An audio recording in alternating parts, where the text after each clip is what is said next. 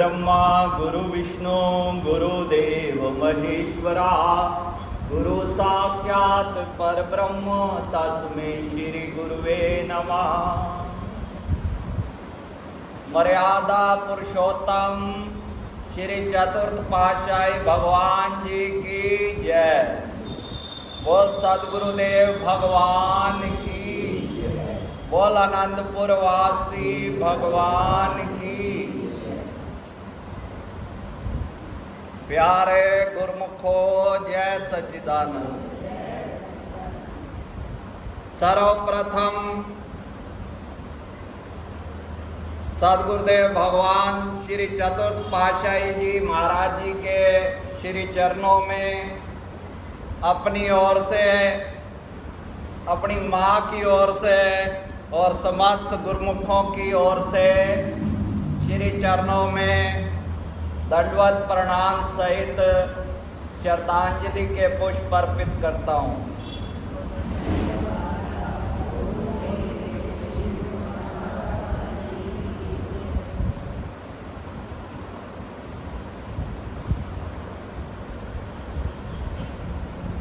परमपिता परमात्मा ने इस सृष्टि में हर क्षेत्र में दो पहलू बनाए। रात बनाई, दिन बनाया, सुख बनाया, दुख बनाया। और भगवान जी ने अपने भी विपरीत शैतान बनाया। ये दोनों ही हमारे हृदय में विद्यमान हैं। God and evil in every mind both are bound. When one is lost, then other is found. कि परमात्मा और शैतान को, माया को दोनों हैं। जैसे सूर्य उदित होता है तो अंधेरा चला जाता है, ऐसे भगवान जी जब हृदय में विराजमान हो जाते हैं तो सारा अंधेरा मिट जाता है। सारी समस्याएं भगवान के विस्मरण से होती हैं। गुरवाणी में आया है, परमेश्वर ते भुलिया व्यापिन सभे रोग।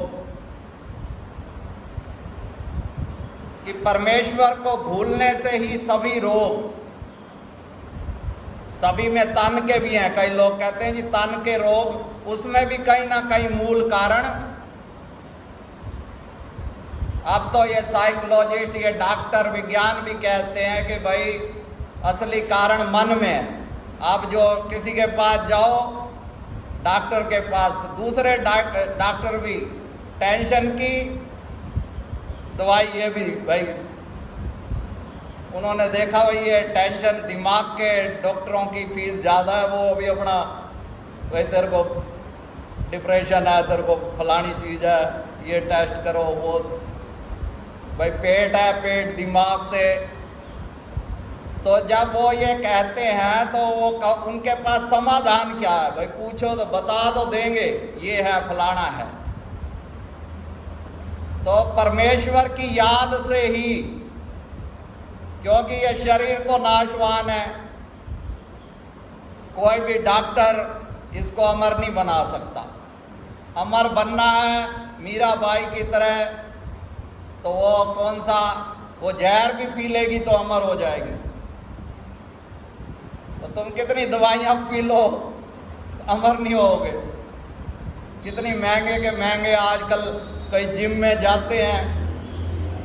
रोहित जिम में गया कभी? हाँ, कभी बने तो हुए। वो भी खाए थे सप्लीमेंट, क्या खिलाते हैं? अच्छा, नहीं खाए? अच्छा। तो गुरु महाराज जी हमारे जो हैं संसारी माता पिता बाहर के स्वास्थ्य का ध्यान रख सकते हैं, पर सतगुरु की नज़र इस पे नहीं है, मोटा हो गया बेटा, पतला हो गया। उनकी नज़र हमारी आत्मा पे है, भाई इसकी रूह ठिकाने पे है या नहीं है। सूरत अगर ठिकाने पे हो जाए तो सारे काम बन जाए। तो भगवान इसीलिए धरती पे आते हैं। जैसे पहले कहा कि दोनों चलते रहते हैं। जब रावण प्रकट होता है तो राम भी प्रकट होते हैं, जब कंस प्रकट होता है तो कृष्ण भी प्रकट होते हैं। दो तरह के अवतार होते हैं, एक निमित्त अवतार, एक नित्य अवतार। निमित्त अवतार जैसे भगवान राम, भाई रावण का वध जो है वो निमित्त था। कृष्ण अवतार, भाई कंस का वध। नित्य अवतार जैसे कबीर साहब जी महाराज, गुरु नानक देव जी महाराज और हमारे परमहंस अवतार। कई बार संशय पड़ जाता है, भाई महापुरुषों का व्यवहार अलग अलग होता है, परमार्थ एक होता है। आप गुरु नानक देव जी महाराज का व्यवहार और गुरु गोविंद सिंह का महाराज, बड़ा फर्क है, पर परमार्थ एक था। ऐसे भगवान राम की मर्यादा और भगवान हमारे लड्डू गोपाल कृष्ण भगवान, मैंने इसलिए इनको आदर्श चुना है, भाई मर्यादा तो अपने बस की है नहीं। तो आप कोई देखे कि वो भगवान राम और कृष्ण व्यवहार तो बिल्कुल ही उलट, पर हमने क्यों चुना? मैंने कहा जब भगवान को भी पता चल गया इस सृष्टि में मर्यादा से मेरे को भी नहीं जीने दिया, भगवान को नहीं जीने दिया ढंग से, तो हमें कहाँ जीने देंगे। ऐसे ही मेरे पिताजी जी जो थे वो भगवान राम की मर्यादा में चलते थे। मैंने कहा भैया ये गुजारा नहीं है, हमने फिर अपना कृष्ण भैया को अपना बड़ा भैया बनाया। भाई यहाँ पे जब भगवान राम को कितने दुख दिए दुनिया ने, और भगवान राम को ही उपदेश देते हैं कि भगवान राम को ऐसा नहीं करना चाहिए था, सीता पत्नी को नहीं करना चाहिए था ये। अरे भाई तू भगवान को उपदेश देने वाला आ गया। यही कलयुग में चल रहा है। आप गुरु महाराज जी नियुक्त करते हैं मार्गदर्शक, रहबर। रहबर का क्या मतलब होता है? मार्गदर्शक, जो मार्गदर्शन करे। पर यहाँ दुनिया रहबर को ही मार्गदर्शन देते हैं, भाई ऐसा सत्संग करो, ऐसा व्यवहार करो, वैसा करो। क्योंकि यहाँ सारे जो हैं अपनी बुद्धि को ऊंचा समझते हैं। तो फिर वही रास्ता है कि भाई जो भी चल रहा है आखिर में यही आता है।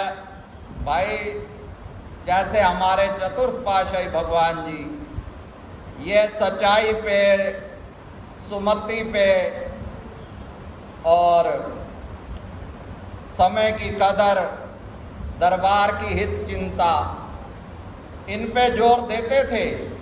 पर सर्वाधिक जोर जो सभी महापुरुष देते हैं, व्यवहार चाहे अलग अलग हो पर इस बात पे सबने जोर दिया है, चाहे गुरु नानक देव की जितनी भी पातशाहियाँ हों, सर्व रोग का औषध नाम। ऐसे ही हमारे चतुर्थ पातशाही भगवान जी भजन अभ्यास पे बहुत जोर देते। जो ये हमारे 5 नियम हैं, ये ऐसे एक दिन मैं पहले कल्पना कर रहा था, भाई हमारे पहली पातशाही जी के नाम पे बनी आरती, दूसरी पातशाही जी के नाम पे बना सत्संग, तीसरे पातशाही जी महाराज जी के नाम पे बनी सेवा, चौथी पातशाही जी के नाम पे बनी भजन अभ्यास, और हमारे प्राण प्रीतम पंचम पातशाही भगवान जी, उनके तो दर्शन ही निराले थे, नाम भी वही तो वैसे ही। उनके जो दर्शन थे वो सबसे यूनिक, सबसे अलग। महापुरुष तो बहुत हुए। अब छठी पातशाही जी, इनके नाम पे क्या मिलता है कि इन सारी बातों पे विचार करो, बार बार विचार करो। कि भाई मेरे जीवन का उद्देश्य क्या है। सुबह उठे, रात को सो गए, रोटी खाई, वही दिनचर्या। कभी विचार किया है भाई किस लिए मिला है जन्म? कोलू के बैल की तरह चलते जाओ चलते जाओ चलते जाओ, तो वहाँ हासिल कोई सर्टिफिकेट मिलेगा नहीं। बाल बच्चों की कितनी गुलामी कर लो, आखिर कभी ना कभी तो जब तक मतलब सिद्ध होएगा फिर ठेंगा दिखाएंगे। फिर पछताए होत क्या जब चिड़िया चुग गई खेत। तो वो यही फरमाते हैं भाई महापुरुष के जो ये श्रद्धांजलि होती है, भाई संसारी लोगों के श्राद्ध होते हैं, उनकी क्या होती हैं? शोक सभाएं। और ये होती है बोध सभा। इसमें बोध मिलता है कि भाई जाग जा, कभी तेरी भी बोध सभा आने वाला टाइम है, किसी का भी पता ही है। आज जाते हैं लोग, कागा रोली करते हैं इधर उधर उधर, फिर कहते सिर में दर्द हो रहा है, चलो चाय पी लो, छोड़ो यार ये तो चलने वाला। तो ये संसार की सच्चाई को, संसार से भागना नहीं है, सच्चाई को समझना, रहना यही है संसार में। सारे बाबा जी नहीं बन सकते, पर यही है कि अपना जो महापुरुष हमारे लिए नियम बनाए हैं उनकी परिपालना करें। भगवान स्वयं इस धरती पे आते हैं कष्ट उठा के। इस धरती में कोई सुखी है? अपने धराधाम पे आते हैं, अपने सचखंड को छोड़ के, कष्ट उठा के। एक बार अकबर ने कहा बीरबल से कि भाई हमारे यहाँ तो पैगंबर आते हैं। पैगंबर मतलब अंबर का पैगाम लाने वाला, दूत, मतलब परमात्मा का दूत समझ लो। मोहम्मद साहब आए, या ईसाइयों में ये धारणा है कि गॉड का सन आता है, परमात्मा का पुत्र।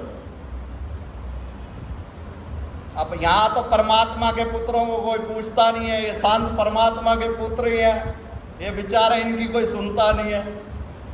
तो हमारे यहाँ पे भगवान जी ने सोचा भाई हमें तो खुद ही आना पड़ेगा। तो अकबर ने कहा भाई क्या तुम्हारे भगवान के पास कोई चेले, कोई पार्षद, सेवक नहीं है जो वो खुद आते हैं, किसी को भेज दें। तो बीरबल हर चीज को प्रैक्टिकल करके दिखाते थे।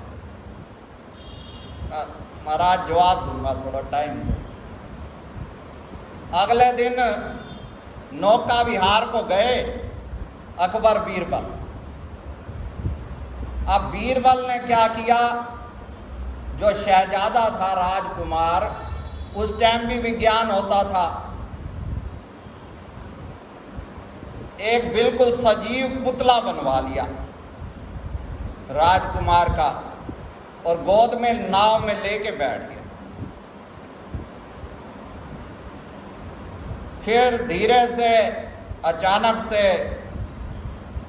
उसने पुतले को नदी में, मतलब बिल्कुल ऐसे लगे ना भाई जानबूझ के गिराया है, ऐसे जैसे खिलाते हुए बच्चों का, हमें तो अनुभव नहीं है, लोग बड़े नाटक करते हैं बच्चों से जानबूझ के, ये अपने आप ही प्रश्न करेंगे, अपने आप ही जवाब देंगे। वो बेचारे बच्चे को दाढ़ी चुभ रही है बाप की, वो बेचारा दुखी हो रहा है, इसको आनंद आ रहा है। लोग कोई किसी को सुख दे के लिए नहीं करते, सब अपने सुख के लिए है। एक दिन ये पता चल जाएगा, कहते रहते हैं तेरी भलाई के लिए कर रहा हूँ, तेरी भलाई के लिए कर रहा हूँ। पिटाई भी करेंगे, कहेंगे तेरी भलाई के लिए। राजू को उसके स्कूल में मास्टर ने 2-4 झापड़ लगा दिए। राजू ने कहा ये बड़ा मास्टर जी आप तो बड़े निर्दयी हो। उसने कहा भाई मैं तेरी भलाई के लिए करता हूँ, तेरे से मेरे को बहुत प्यार है। उसने कहा प्यार तो हमें भी है मास्टर जी, हम दिखा नहीं सकते ना, तो हम आपको इतना प्यार करें, आपसे 10 गुना प्यार करते हैं। तो सब ये दिखावटी है। वो कहते समय रहते चेत जाओ, ये जो जितने भी रिश्ते हैं, सुर नर मुनि सबकी यही रीति, स्वार्थ लाभ करे हैं सब प्रीति। तो जैसे ही वो पुतला नदी में गिरा तो बादशाह ने एकदम छलांग लगा। अकबर ने, हाँ, उसको क्या पता था भाई नकली है। अब वो निकाल के जैसे लाए, वो देखा ये तो पुतला। तो उन्हें बीरबल को कहा ये क्या मजाक है। तो बादशाह साहब ये आपके प्रश्न का उत्तर है। उन्होंने कहा हमें तेरी बातें कोई समझ नहीं आ रही, सीधी सीधी बता। उन्होंने कहा देखो हम आपके पास थे, कितने सारे नाव पे, मलाह जो था, मलाह को तो तैराकी ज़्यादा आती है, और हम सारे बैठे थे, मैं बैठा था, आपने हमें हुक्म क्यों नहीं दिया। उन्होंने कहा ऐसे आपातकालीन में जब बच्चे पे ऐसा वो हो तो कूदना पड़ा। तो उसने कहा जो हमारा परम पिता है, आप इसके पिता हो, तो वो हमारे से क्या तुम्हारे जितना भी प्यार नहीं करता। जब वो कष्ट देखता है, जब हाथी पे कष्ट देखा तो भगवान नंगे पांव दौड़ते आए। पर कब आए? ऐसे नहीं आए। पहले हाथी ने बड़ा जोर लगाया, पर मगरमच्छ का बल पानी में ज़्यादा बढ़ जाता है। जो पानी में जीव रहते हैं, अपने घर में कुत्ता भी, हाँ, तो अब उसका बल बढ़ता गया, हाथी को घसीट के लेता गया। पहले तो हाथी ने कहा मैं इतना बलवान हूँ, ये क्या चीज़ है। उसने पूरा जोर लगाया। वो यूथपति था, कहानी लंबी है भागवत की, हमने मेन मतलब लेना है कि जब उस पर कष्ट आया, उसने सूंड में वहाँ कमल का फूल, तो भगवान दौड़े आए।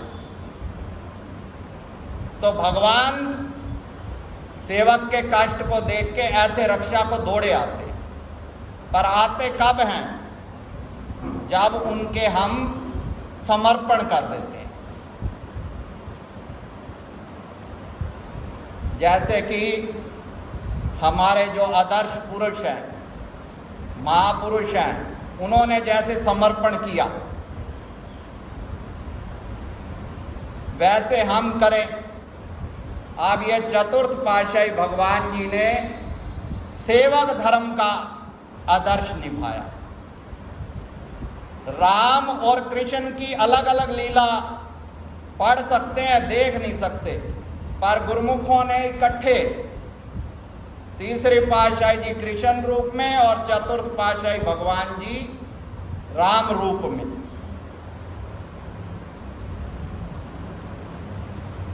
जन्माष्टमी का त्योहार था, चतुर्थ पातशाही भगवान जी को जाना पड़ा पंजाब। उन दिनों जन्माष्टमी मुख्य पर्व होता था, क्योंकि तृतीय पातशाही भगवान जी थे कृष्ण रूप, झूले में दर्शन खुलते थे। तो चतुर्थ पातशाही जी जब सेवा करके वापस आए तो आंखों से प्रेम आश्रु बह रहे थे। पूज्य महात्मा विचार परमानंद जी ने विनती की तृतीय पातशाही भगवान जी को, चौथी पातशाही जी की तरफ देख के कि भाई ये सेवा कार्य से पंजाब गए हुए थे, तभी लिए प्रेम आश्रु। तो तृतीय पातशाही भगवान जी ने फरमाया चतुर्थ पातशाही जी को, क्या आपने सारे दर्शन किए जन्माष्टमी के? तो भगवान जी ने कहा जी कृपा से सारा जो वचन हुए सारा नजारा। और एक बार गुना सेवा के लिए गए हुए थे, तो भगवान जी ने हुक्मनामा भेजा कि तुरंत अनंतपुर आए। रास्ते में ट्रेन जो है वो निकल चुकी थी, पटरी में पैदल पैदल चलने लगे। अब वहाँ अंगारे पड़े थे, पैर झुलस गया। यहाँ तो जरा सा भंडारे में किसी को पेट में थोड़ा सी तकलीफ हो जाए, अरे जी भाई बहुत परेशानी। संसार के लिए अगर घरवाली की माँ ससुराल से कोई हुक्म आ जाए तो वहाँ तो भागेंगे चलो भाई कैसे है जी। तो सतगुरु की आज्ञा में जब है कुर्बानी भी करे ना तभी तो वो हासिल हुआ उनको वो दर्जा। तो चतुर्थ पातशाही जी ने ये दिखाया। अब पैर झुलस गया, सबने कहा रात को विश्राम कर लो, रुके नहीं, पैर पे कुछ कपड़ा सा लपेटा और अपना वहां पहुंच गए। सेवक से फिर स्वामी एक रूप हो गए। तो हमने जो दो मंत्र भाई, एक तो अद्वैत भाव, दूसरा समर्पण भाव। अद्वैत भाव और समर्पण भाव ये दो भाव बन जाए तो भजन अभ्यास में जल्दी सुरती लगती है। तपस्या तो रावण भी करते थे पर समर्पण नहीं था। आप लोग कितनी भक्ति कर सकते हो? आप 100 रुपए चढ़ा दोगे, 200 चढ़ा दोगे, क्या उसने अपने सिर काट काट के भगवान शिव को चढ़ाए थे। उनके जैसा कोई भक्त नहीं है। शिव भक्त ज्ञान में हर तरह से, सिर्फ एक समर्पण नहीं था।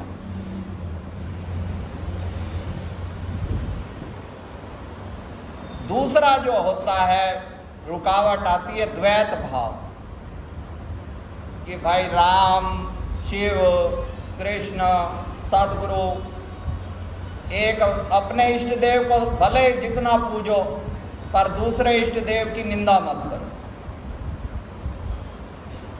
आजाद राम भजो या शिव भजो,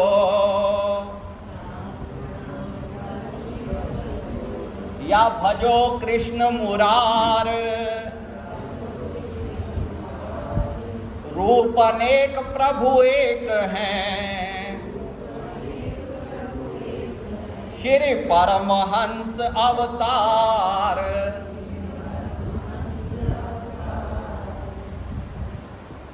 शुरू में पहले स्टेज पे यही द्वैत खत्म करना, फिर धीरे धीरे बाकी जो द्वैत हैं वो बड़े गहरे हैं। भाई ये मेरे को लाभकारी है, ये अपना है, ये पराया है, इसको देख के हंसना है, इसको देख के हंसना भी नहीं है। इतने कंजूस हो जाते हैं भाई, इसको देख के मुस्कुराऊं, इसको देख के नज़र चुराऊं, सिर पता नहीं मुंडी थोड़ी सी झुकाऊं, संतों के आगे ना झुकाऊं। ये सब द्वैत के कारण है। ये द्वैत जब तक नहीं है खत्म होएगा तो श्री परमहंस अद्वैत मत के अनुयायी कैसे बने? हम तो आनंदपुरी हैं। भाई विचारों को समझना है, उनकी विचारधारा क्या है।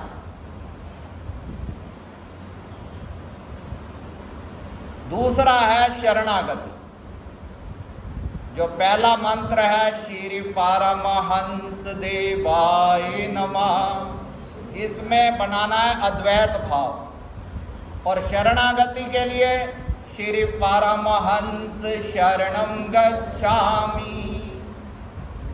अब ये भाव कैसे दृढ़ हो? मुंह से तो कह दिया, पर चलो मुंह से ही कहो।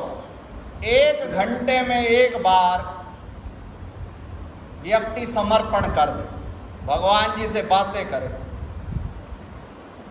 कि भाई अब मुंह से जैसे आदमी बार बार दोहराएगा श्री परमहंस शरणं गच्छामि, इसमें 2 लाभ हैं। एक तो जैसे अब मैं किसी को नाम लेके बुलाऊं, संजय, अब देखो इनकी पलकें एकदम ऐसे हुई, जिसका नाम लेंगे उसका ध्यान मेरी तरफ आएगा।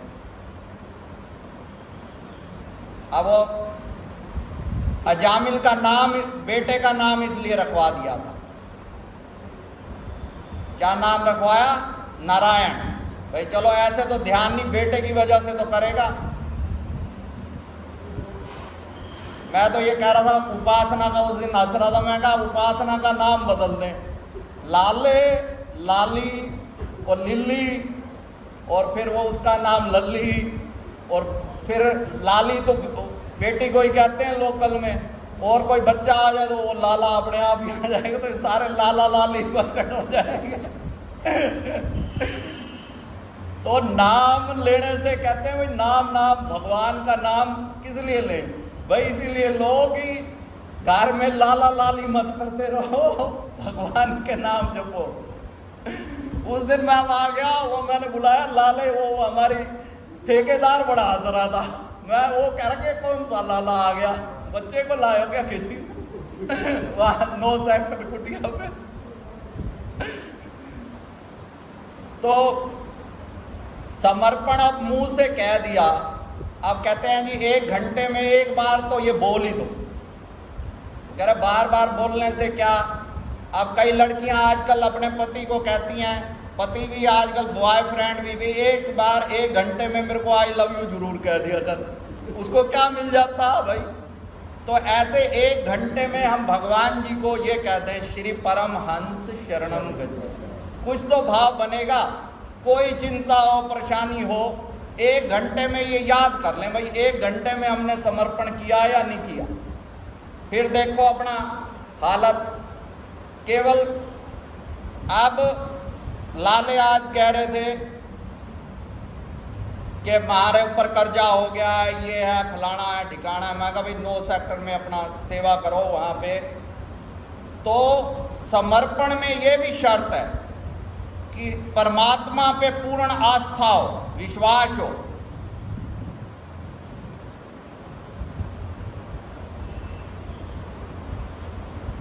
दुनिया जो बोले, रिश्तेदार बोले, अब हम कहानी तो सुनते हैं कथाएं मीराबाई की।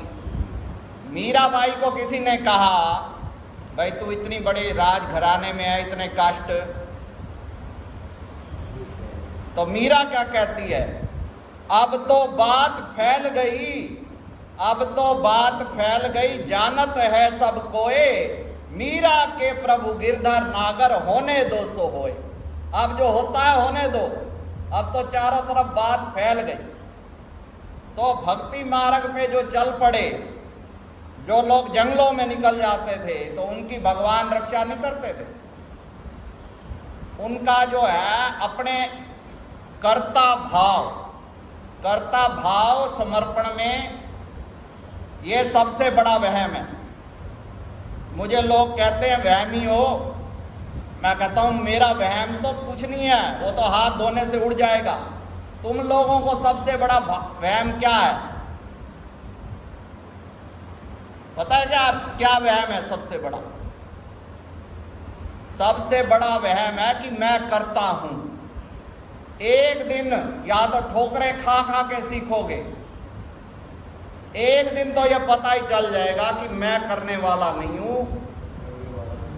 हाँ, अब कई कहते हैं जी मेहनत से सब कुछ प्राप्त हो जाता है, फलाना है ठिकाना है, कई बातें देंगे, पर एक दिन उनको पता चलता है भाई नहीं कुछ ना कुछ है। ऐसे इतनी बड़ी सृष्टि है, ऐसे तो कई ऐसे हैं जो इतने टाइम मेहनत करते हैं, वो प्रधानमंत्री बनते नहीं, चाय वाला प्रधानमंत्री बन जाता है। तो ये क्या है? तो कहीं ना कहीं वो चल रही है व्यवस्था, कृपा। ये भी आशीर्वाद लेके आया था, अब भी लेके आया था, पहले भी और भी सब संतों से। तो ये सारी चीजें जो होती हैं, शरणागति तभी आदमी जब उसको ये हो जाएगा कि मैं करता नहीं हूं, करता करे न कर सके, सतगुरु करे सो होए, 3 लोक 9 खंड में, गुरु से बड़ा न कोई। तो हमारा ये फर्ज है कि जो महापुरुष हमारे लिए रास्ता बनाया है, अपने शरीर पे कष्ट लेके धरती पे आते हैं और हमारे को सत मार्ग पे चलाते हैं, तो सीधे मार्ग पे तभी चलेंगे जब उनके वचनों पे अमल करेंगे। तो आज के सत्संग में 2 बातें गांठ बांध लो। एक तो द्वैत भाव वो हटा दो और उसके साथ श्री परमहंस देवाय नमः। दूसरा शरणागति शुरू कर दो, झूठी सच्ची, जैसे मन तुम मुंह से ही करो। अब ये मुसलमानों का, ये जो मेवात में बैठे हैं, अब जब इनको मुसलमान बना रहे थे तो कई ऐसे थे सनातनी पक्के, कहते मर जाएंगे पर बनेंगे नहीं, कई बलिदान हो गए।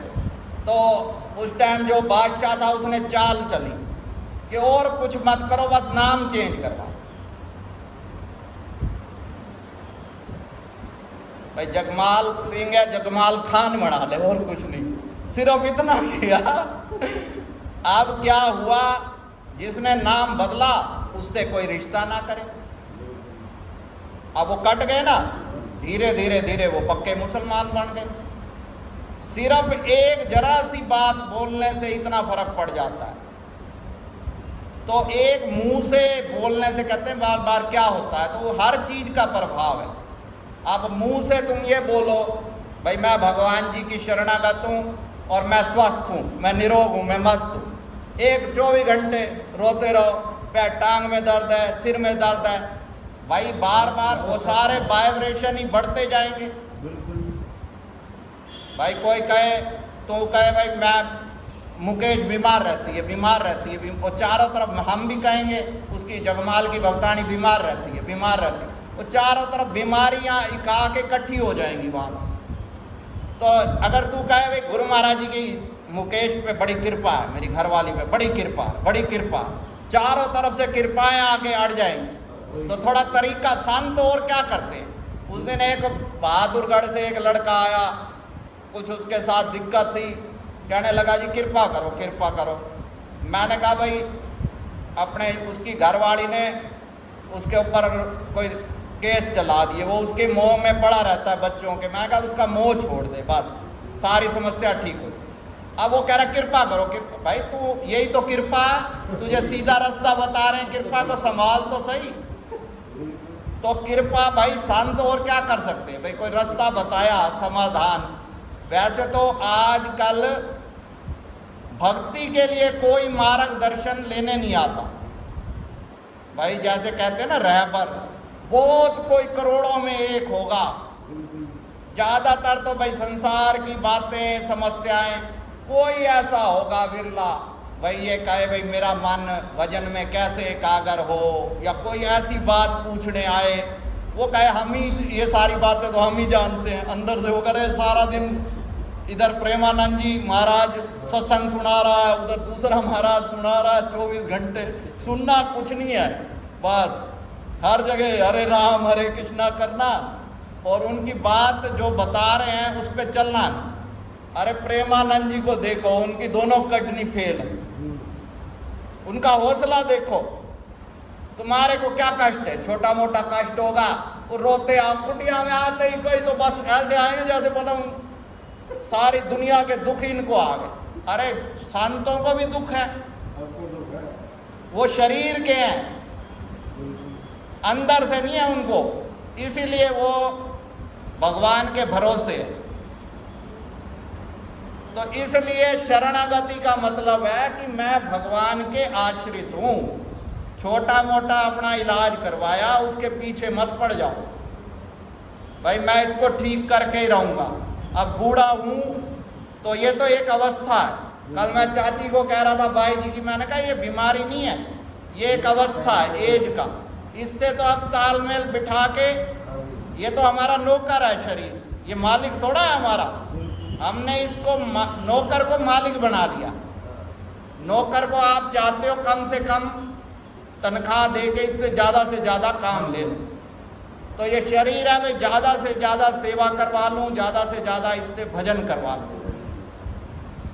तो हमारे को गुरु महाराज जी ने ये मौका दिया है बड़ा सुंदर, और वही दो रास्ते, एक तो अद्वैत भाव, दूसरा श्री परमहंस शरणं गच्छामि, श्री परमहंस शरणं गच्छामि, श्री परमहंस शरणं गच्छामि।